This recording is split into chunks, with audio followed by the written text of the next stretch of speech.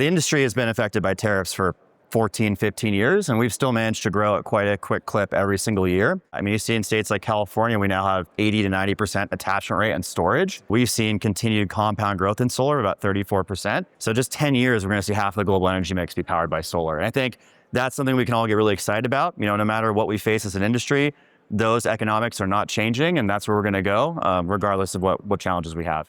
How many installers globally are using OpenSolar as a platform? Yeah, we have 25,000 users plus on the platform globally. We're being used in over 150 countries, which is pretty exciting. And yeah, like I said, we're seeing all kinds of people joining the industry. So folks who never thought about solar or maybe did roofing or electrician work, and they're jumping in because OpenSolar is there and they can design and build systems and put them on roofs pretty quickly. So 25,000 around the world gives you some perspective, not just of how users are interacting with the software and the industry, but certainly gives you perspective of how the US industry fares with the rest of the world. Yep. So I wanted to take a moment and ask you, kind of give me a state of the US market from your perspective, challenges, headwinds, maybe the trends that OpenSolar sees through the software. Yeah, sure, Nico. So it's definitely a challenging time for the US right now. I mean, you know, affectionately we call it the solar coaster here in the US, and I think it's a bit unique to our market that we go through these big up and downs, but the general trend is that we're still growing. So, you know, we have a lot of headwinds, right? Tariffs, I think, are the big one that's top of mind right now.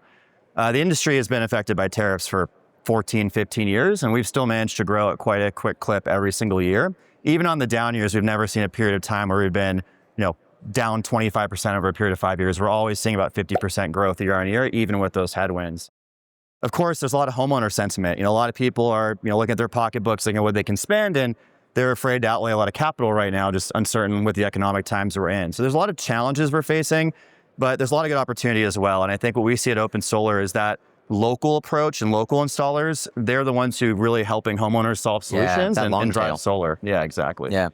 Well, I guess that, you know, knowing that you spend more time than the average person with Birchie, someone that I regularly go to for sort of the long view on the market, I would love to hear your perspective, Andrew, on how the market is evolving from that homeowner perspective, maybe even as the installers are modifying the way that they approach the homeowner, their equipment, et cetera. Sort of how do you see the market evolving?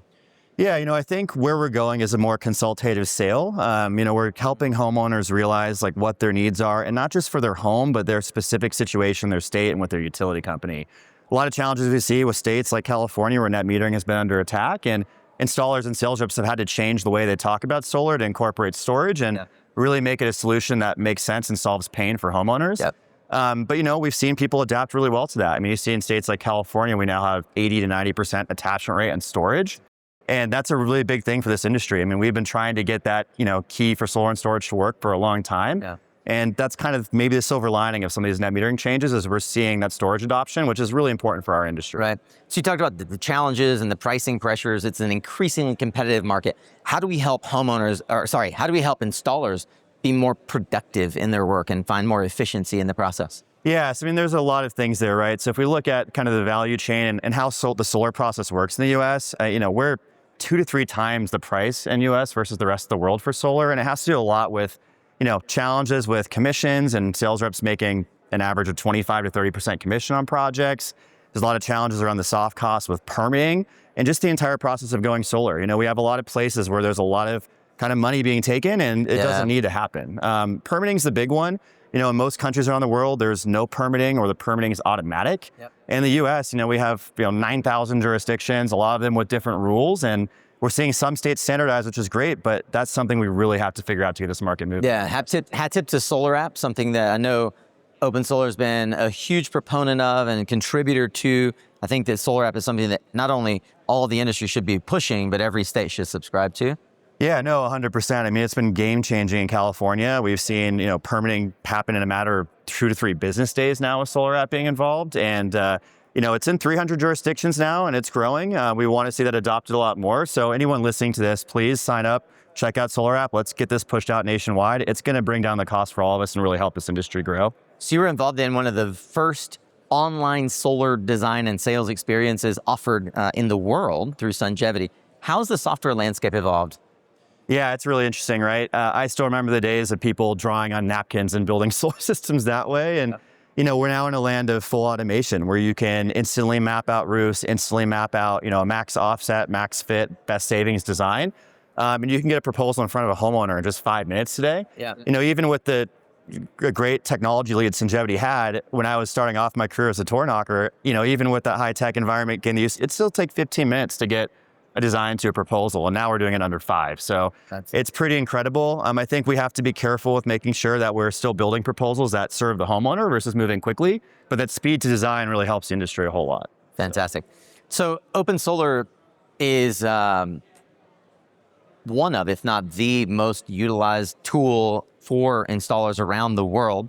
You've got a lot of competition in different markets, but as a global platform, 25,000 is an incredible number to tout.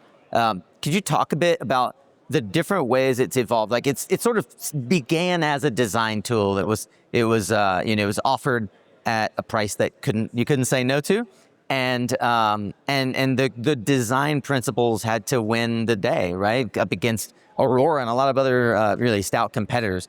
Talk about how the product platform has evolved to serve the needs of installers, as you've seen installers increasingly combat this conflation of software offerings in the market. Yeah, the thing we've noticed is when we started, we saw installers were using an average of 6 to 7 different software tools to run their solar journey in their business, and they're paying for license fees for all of those. They're training all their employees in all of those, and it's just quite convoluted. So our whole initial vision was, how do we reduce the friction?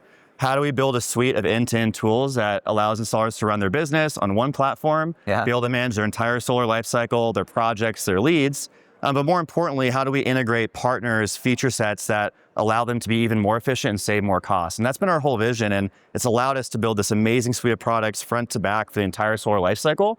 And installers we've seen eliminate the majority of their platforms to just down to maybe 1 or 2, which we can integrate with our own. So what are some of the key elements that installers are moving into the OpenSolar platform? I imagine something like CRM, but kind of unpack those different workflows. Yeah, no, for sure. So the CRM and the workflow management and project management system we have is really awesome. I'd say that's a big driver. But for us, the 2 big ones are going to be our integrated finance partners, as well as a program we call Cashflow. So with our integrated finance partners, you've got the majority of all the solar finance companies plugged in at your fingertip. Dealer fees, rates, all that refreshes automatically. But you can do the credit check, the pre-approval right in the tool, and you're getting a deal done in like 5 minutes at the table. Cashflow for us has been a game changer, though. That is rolling accounting into OpenSolar and instant payment processing. So we're doing deposits, milestone payments, even service truck rolls after the job is installed. Installers can do their custom invoicing, collect payments straight to their bank account right at the point of sale. And we've been seeing a lot of people moving off of traditional accounting platforms to come into OpenSolar, do all their accounting in their same solar platform, and do it for a lot less money. So canceling QuickBooks to come over to integrate all of that into OpenSolar. Yeah, we've seen that. Yeah, it's been really exciting. That's truly remarkable. You mentioned finance integration. It was exciting to see Lucas from Sunlight Financial at your booth here in NABCEP. Could you talk about how these financing programs work on your platform compared with just generally how installers might have interacted with financiers? Yeah, no, it gives the installer a lot of options. So in our payments portal, you can compare multiple finance options side by side before sending the proposal to the customer. So you've got your traditional loans, you've got TPO options. You can even build in local banks or credit unions. So you can work with all of our integrated partners. It's not locked into 1 or 2 options. No, not at all. And you're very flexible to even work with the local, options you have in your area. And the installer can look at and sort by what's going to give the best savings, what has the lowest dealer fee, what's going to be the best for this homeowner.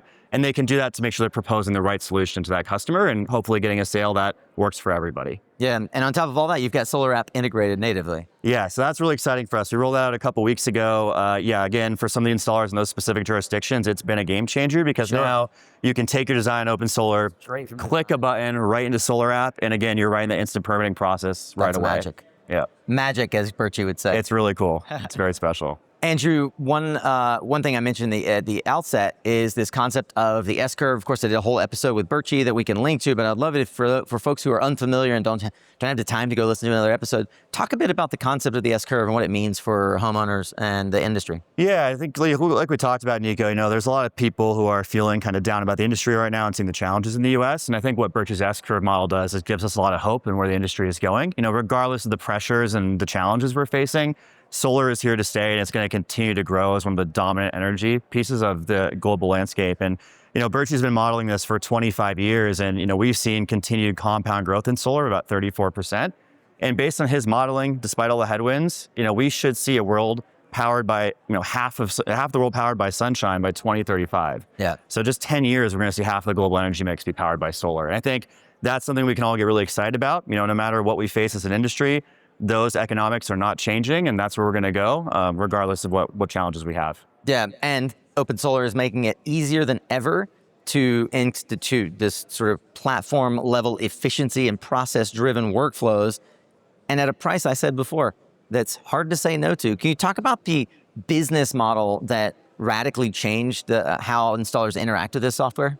Yeah, thanks, Nico. So we're really proud of the business model of OpenSolar. We are actually free for the installer, which is something we're always proud to talk about. And that's thanks to a lot of our great partners. You'll see in OpenSolar, we have a lot of manufacturers who are helping support and sponsor the platform because they realize the value and the benefit for their users and people who buy their products.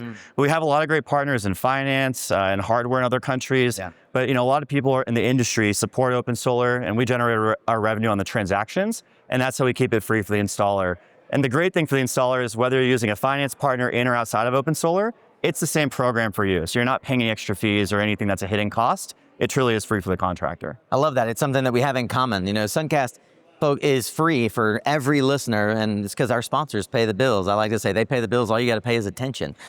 I appreciate them paying attention to this conversation. Is there anything else that you'd like to note? I feel like we touched on it a little bit, but the company culture at OpenSolar really is different, in my opinion, and it goes all the way to the leadership and all the way back to the company's founding. So as we wrap, maybe talk about the importance of company culture, both at OpenSolar and in the industry, from your perspective of a decade plus in the industry. Yeah, no, I think it's really exciting for me because a lot of people today are kind of looking down on remote work, and I can confidently say OpenSolar is an example of a really successful remote company. Right. We have individuals all around the globe. Our headquarters is in Sydney, and half the company is in the Philippines. We've got a bunch of people in the US, UK, Europe. And I can tell you that the bonds I have with these teammates, it's like I'm in the office with them every single day, even though we see each other maybe once every couple of years. Yeah. Birchie, Adam, and Adam Pryor, the two co-founders, they built a company based on mission, values, and just us believing in something bigger than ourselves. Right. And really working to help empower solar installers globally because we all just want more solar on more roofs. So when you have everybody aligned on that mission-driven culture and everyone firing in the same direction, you get really incredible results. And like the culture at Sungevity was top of the world, A+ class, but OpenSolar is even better. And being a remote company, I think that's an incredible thing. Well, it's incredible to see the growth of the company. Congratulations on the continued success. And I appreciate you coming to share how the software ecosystem is empowering and freeing installers to really do their job and not focus on all of the moving parts and connecting the dots. So thank you for all that incredible work. Thanks for joining us here on the stage. Thanks, Nico. I appreciate the time. It was great to be here.